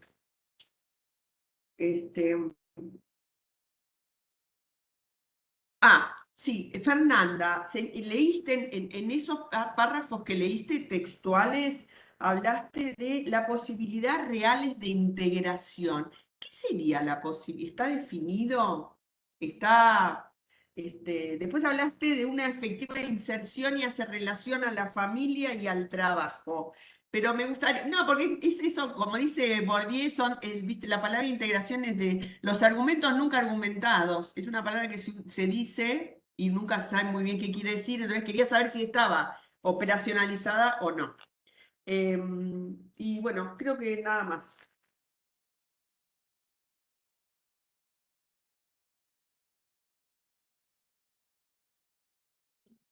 No sé si quieren, puedo partir respondiendo, que son dos cositas cortitas que están relacionadas. Sí. Bueno, muchas gracias. Sí, porque en relación con a lo que planteaban Caro y era Gaby, ¿no es cierto?, en el chat. La respuesta está relacionada. Yo pensaba, Caro, cuando estaba, digamos, tratando de escribir la ponencia, decía, sí, eso está, pensé mucho en la delación, ¿no?, que estaba instalada en la ley de la Videla, también en la ley, en el decreto de ley de Pinochet, y en esto de que uno como migrante, digamos, tiene introyectado el control. Lo que a mí me llama la atención en este caso en particular, y por eso pienso que hay que ahí ponerle el foco, ¿no?, y la lupa, es que se te convoca a denunciarte para expulsarte. Porque básicamente, y ahí le respondo a Gaby, no se dice nada sobre qué voy a obtener presentándome, nada, nada. O sea, de hecho se encarga la política explícitamente dice, y no, esto no asegura la regularización, sino que es solo un requisito y tendrán que demostrar y demostrar tantas cosas que, como dice Sandra, no sé, operacionalizan, básicamente se habla de inserción laboral, aportar al desarrollo del país, así como, y tener vínculos familiares. Inserción laboral formal. Entonces, pero es así como digamos, un gran eslogan. Entonces, eso es lo que a mí me llama, ¿no?, la atención de esta forma de introyectar el control, ¿no? Es ir a decirle al Estado, estoy aquí irregular, y te lo digo para que me expulses, porque básicamente el Estado no te promete otra cosa más que eso.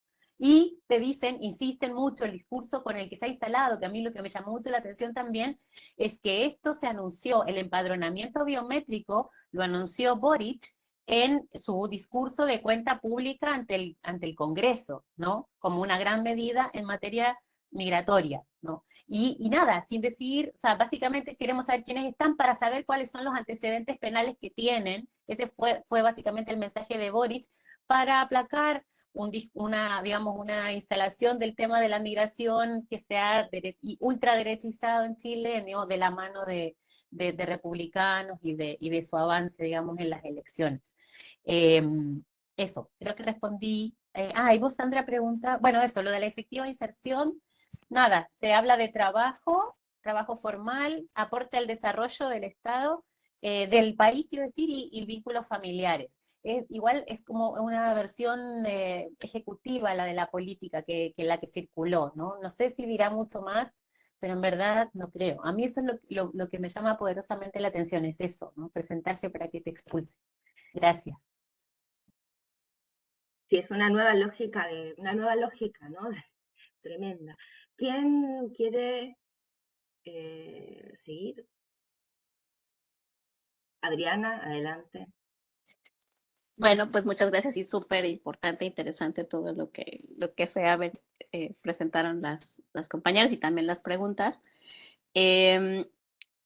Sobre la cuestión de macro respecto a desglobalización, a mí me parece que este periodo de globalización sobre todo se dio desde los años 70 y algunos coinciden, digamos, en términos de economía internacional hasta el 2018, es decir, previo de la pandemia, ¿no? Es decir, había como todo este momento de gran interconexión, ¿no?, en el mundo, y justo ya a partir del 2018 el nivel de interconexión comienza a descender, sobre todo por razones geopolíticas, ¿no?, en el sentido de la competencia sobre todo con China.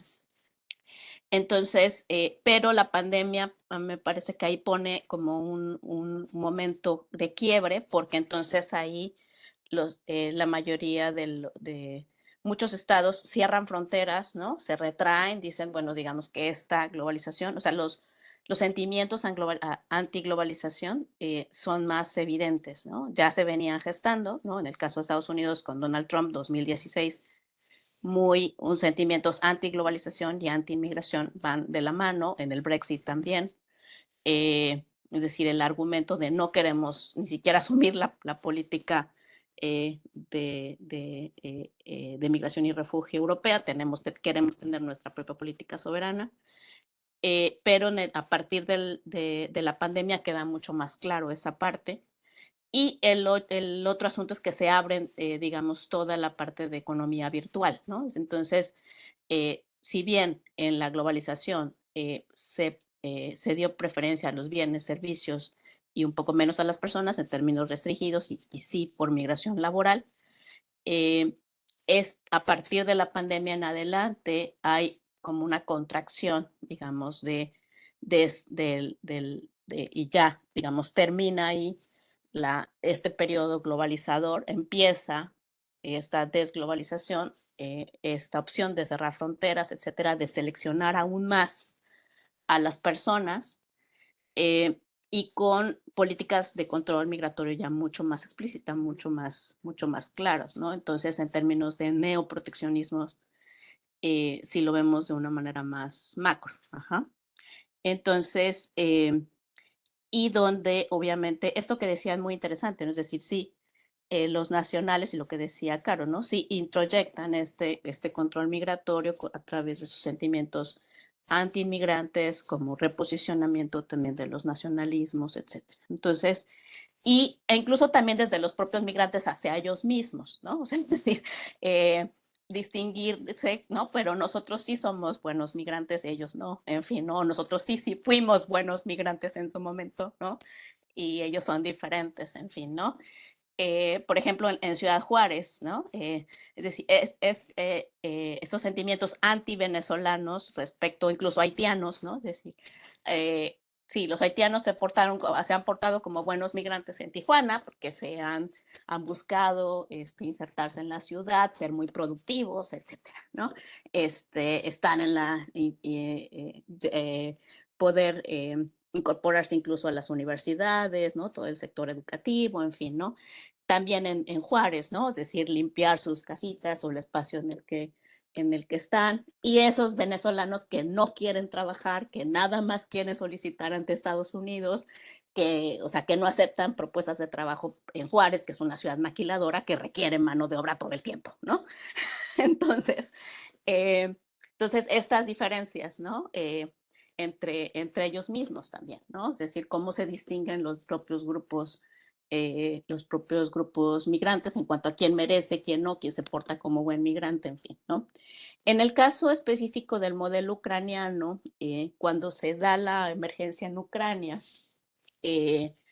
se pide a México por parte, sobre todo más de Estados Unidos, sí, pero sobre todo organizaciones ucranianas en Estados Unidos organizan a través de México corredores migratorios que están instalados en Ciudad de México y también en Tijuana, donde hay todo un despliegue para hacer albergues, para hacer muy rápido las solicitudes de asilo ante Estados Unidos, ¿no? Entonces llegan, instalan rápidamente con mucho financiamiento y a través de la OIM y con colaboración mucho con las autoridades locales y las Instituto Nacional de Migración, etcétera, todo el mundo, ¿no? O sea, como que mostró realmente una agilidad y una capacidad de operar, ¿no?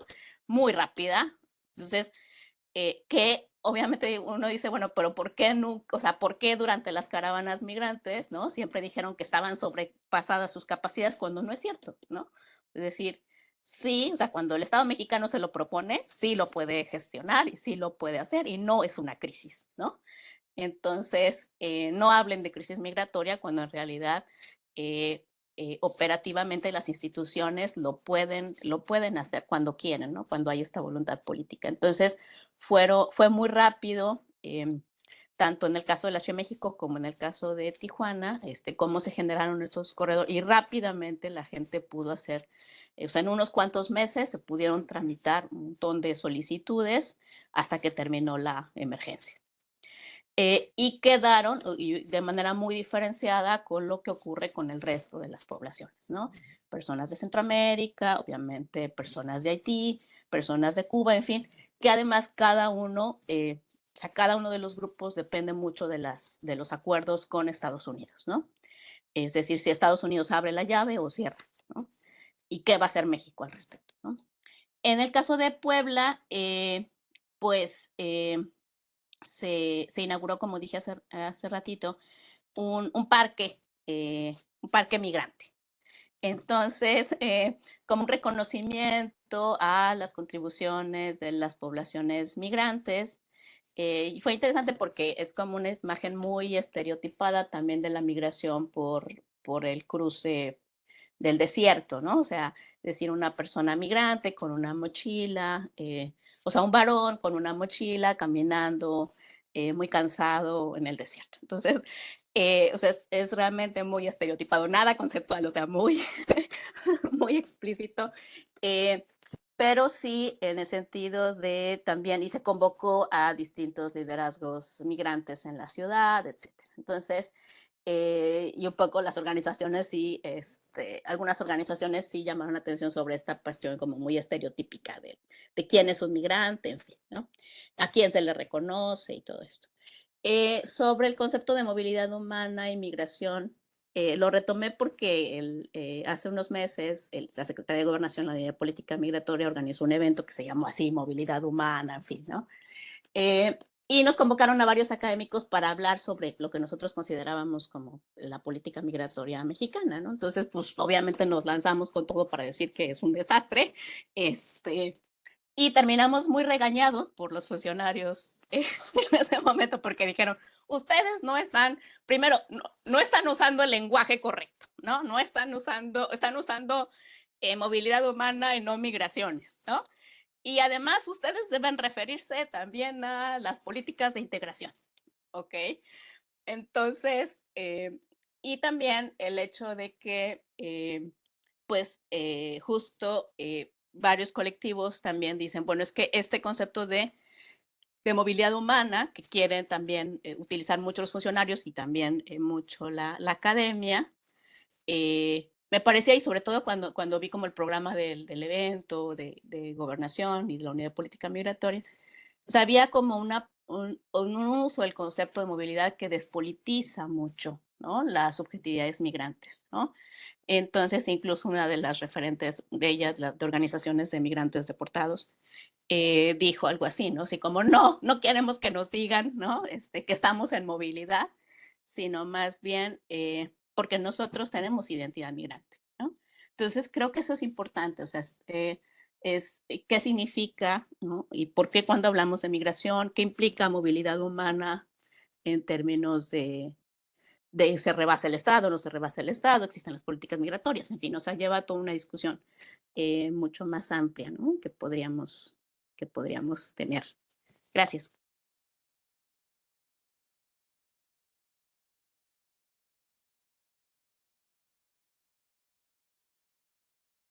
Bueno, ¿quieren ahí comento yo con relación a Adelante, adelante, Janet. Ahí va. Bueno, mira, una de las preguntas era sobre los requisitos del estatuto temporal. Cuando se plantea el estatuto temporal, hay como diferentes formas de acceder a, bueno, de presentar esta solicitud.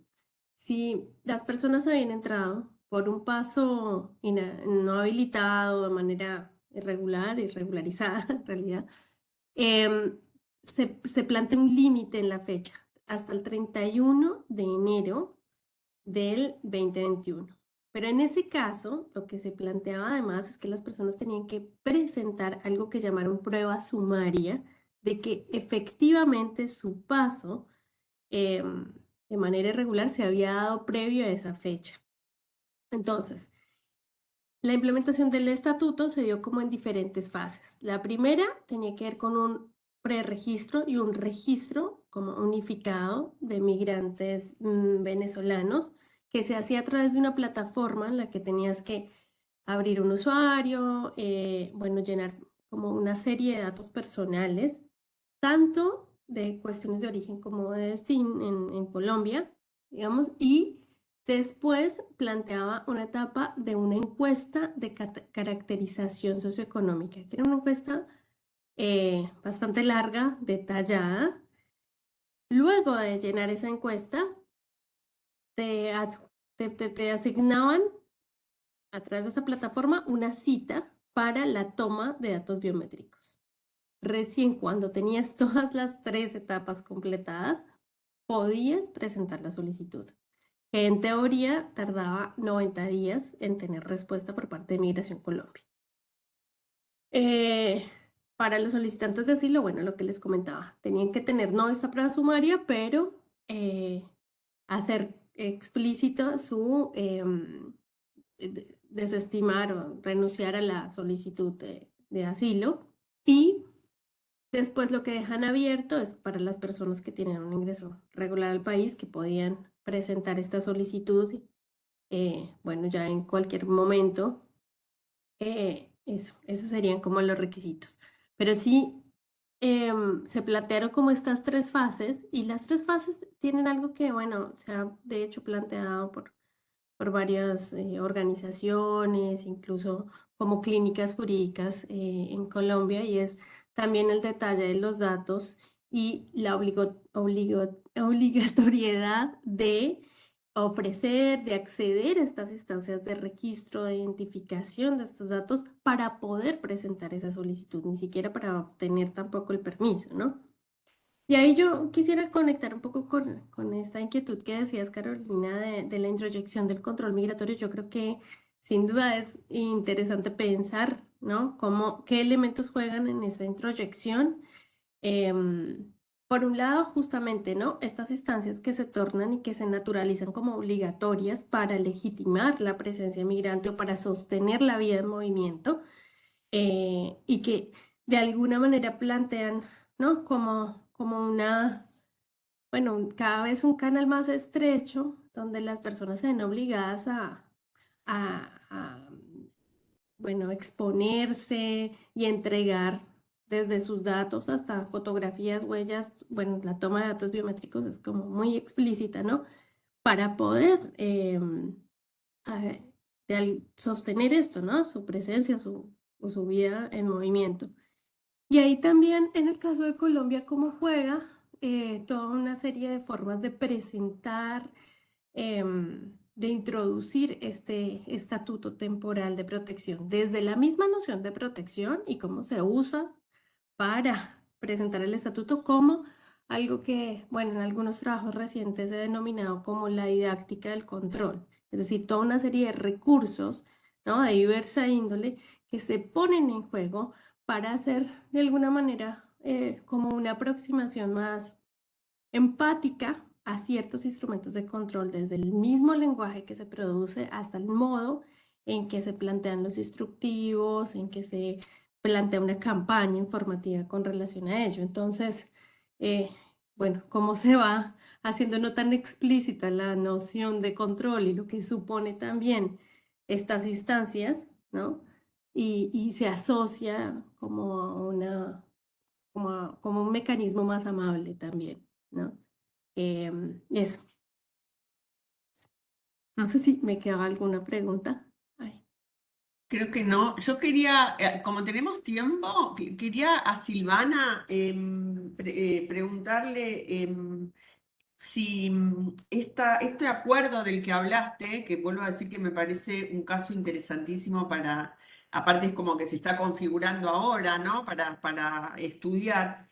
Si ya está operando, si es algo papel o ya empezó a funcionar, y no sé en qué marco, quiénes intervienen, Ese es el tema. ahí está, adelante. Sí, bueno, ya Janet había mencionado que el centro que está en Colombia comenzó a funcionar a finales de junio. Después, según chequeé, por cierto periodo de tiempo se cayó la página web donde hay que solicitar los turnos, porque bueno, es una cosa que si el acuerdo se hizo hace pocos meses, operativizarlo en tan poco tiempo realmente es muy difícil. Sí quiero señalar que el texto del acuerdo, al menos en España, no existe, digamos.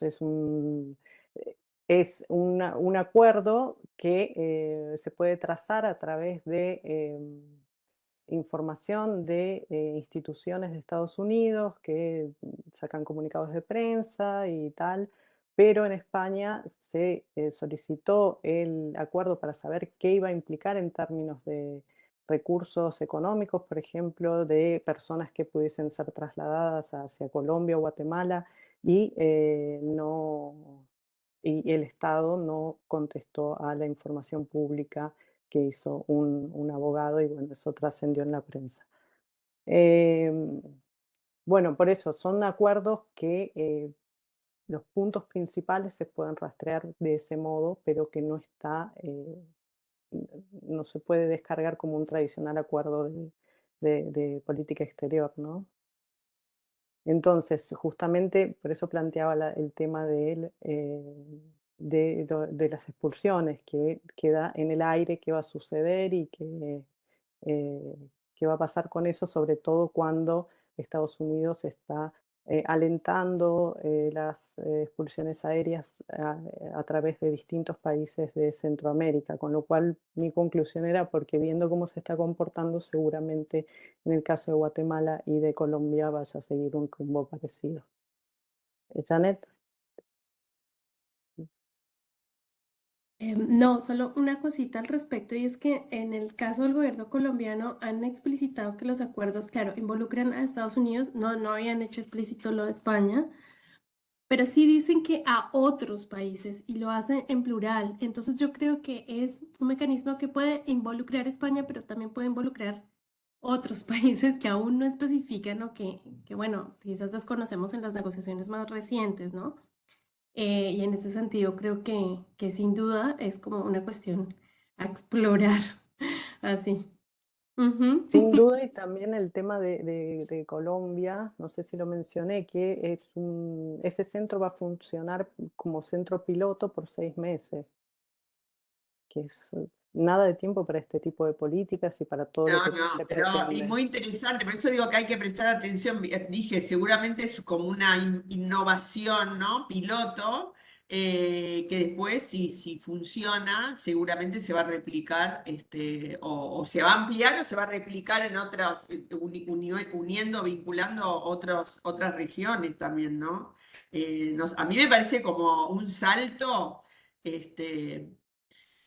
importante en cómo se fueron dando las cosas hasta ahora. Justamente decíamos esto de la externalización del control a través de países, origen y tránsito, y ahora es también países de destino, ¿no? Y me parece, nada, que es sí, algo a lo que hay que atender. Así que estén atentas, chicas, después nos cuentan. Y tengo entendido que también Panamá, ¿no? Ah, Sí. no sabía, O sea, ¿viste? después Costa del... Rica también. Ajá, Panamá y Costa Rica, ajá. Y que viene también de la declaración de Los Ángeles, ¿no? Después de la reunión que hubo en la Cumbre de las Américas. Entonces, ese documento a mí me parece que es como el nuevo, es como el Pacto Mundial de Migraciones y Refugio, pero para América, puesto por Estados Unidos. O sea, digamos, es la visión hemisférica de los pactos. Ajá. Y entonces, pues, fue ahí justo después cuando se anunciaron como todas estas medidas diferenciadas también para personas de Venezuela, Haití y Nicaragua y Cuba. Uh-huh. No, yo, sí, perdón, ya que tengo tiempo, que tenemos tiempo, aprovechando, sigo pensando en esta versión proactiva del control, ¿no? Me parece que esa es la gran diferencia, o sea, antes el migrante se escondía en todo caso ante la autoridad y ahora el control implica una presentación espontánea y activa, como una cosa refinada, no, siempre supera la creatividad. Y me acordaba también ahora, bueno, salió en los diarios, seguramente Silvana está más informada que yo, como una propuesta, un plan en Inglaterra de incorporar chip, ¿no? A los cuerpos de los migrantes, digamos. Sobre todo, bueno, junto con esta posibilidad, o que ya es bastante cierta, de embarcar a varones solteros, ¿sí? En estos barcos, bueno, también apareció en los diarios como una propuesta del nuevo ministro, incorporar chips a las personas para poder ubicarlas, sobre todo creo que a los solicitantes de refugio. Entonces también, ¿no? Digamos, ya esa es una intervención directa sobre los cuerpos. Digo, siempre hay intervención sobre los cuerpos, ¿no? Cuando se los encarcela, cuando se los deporta, pero ahora, digamos, para poder controlarlos y monitorearlos satelitalmente. Bueno, solamente como para agregar un dato más, ¿no? Aterrador. El perfeccionamiento de la vigilancia y del control. Bueno, gente, Muy bien, nos dio tiempo a todo, a presentar, a comentar, a preguntar, a contestar, a todo. Muchas gracias a toda la gente que participó, especialmente a las ponentes, a las expositoras, chicas, súper interesante. Y me parece que ahí hay a lo mejor como pensar también en seguir esto, ¿no? Digo, este diálogo en otros formatos, pero me parece que es muy interesante esto que se vio acá. Incluso digo, de la región y con el caso de Europa, que, bueno, una lo intuye, ¿no? Pero acá quedó como muy clarito y como cada vez me parece como que se concreta más, no sé, como que va tomando cada vez como una forma más evidente, ¿no? Sobre todo en estos últimos años. El tema de lo de la crisis, dieron los ejemplos ahí, Silvana habló y Adriana también, cuándo es crisis, cuándo no es crisis, y cómo eso supone distintas formas de intervención, distintos recursos, distintas posibilidades, distinto acceso a derechos, en fin, creo que ahí hay como, nada, una posibilidad. ¿Querés decir algo, Caro? No, solo decir eso, que fue un verdadero diálogo, digamos, o sea, Sí, sí, sí, en sí. este sentido, ¿no? Así Por que eso muy, muy digo que lo podemos intuir, pero acá quedó como muy evidente, con sus particularidades, ¿no? Con sus, sí, las formas que adquiere formas concretas, pero aparte que hacia dónde se dirige, la base, lo que habló un poco también Janet, la racionalidad, las formas de concebir, las herramientas, las tecnologías son las formas de intervención. Hay muchas coincidencias, así que me parece que, bueno, eso, que es un diálogo fructífero y que estaría bueno seguir, ¿no? Así. Bueno, por lo demás, muchas gracias a todas, a todes, a todos por participar en este diálogo y nos seguimos viendo, gente. pronto. Por cierto, paso un aviso para quienes no saben, que no son del grupo, empiezan este mes el tercer ciclo de conferencias. La primera es el 22 de septiembre, 3 de la tarde, igual vamos a hacer circular.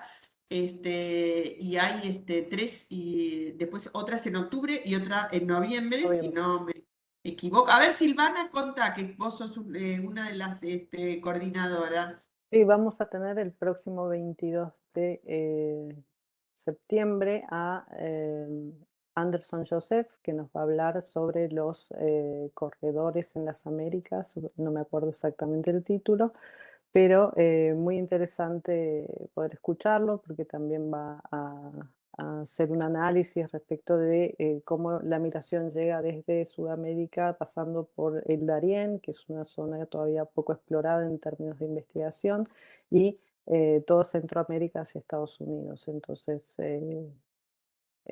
les invito a todos que quieran participar. Es abierto y gratuito y vamos a difundir el link.